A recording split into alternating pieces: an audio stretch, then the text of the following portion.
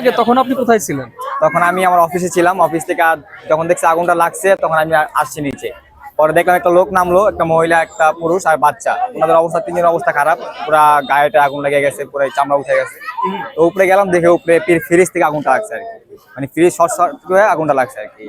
আপনি কি ভিতরে ছিলেন? হ্যাঁ, ভিতরেই ছিলাম। ভিতরে প্রবেশ করার পরে আপনি কি কি দেখলেন? দেখলাম যে সবকিছুতে আগুন লেগে গেছে, খাটে, পরে কাপড় চোপড়ে, শোকেসে অনেক কিছু আগুন লাগছে। ভিডিও তো দেখছেন আপনারা।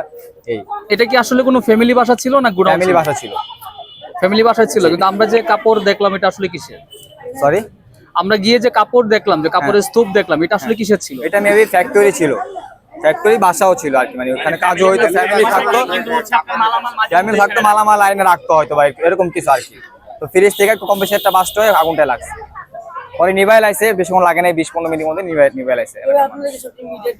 মানে এ থেকে কি আরো বড় ধরনের কোনো ক্ষতি হওয়ার সম্ভাবনা আছে কিনা? সম্ভাবনা থাকতো যদি আগুনটা সবাই মিলে না নিভাইতো, কারণ কাপড় যেহেতু ছিল, কাপড়ের কাছে আগুনটা এলে পুরো বাড়িতে আগুন লাগার সম্ভাবনা ছিল।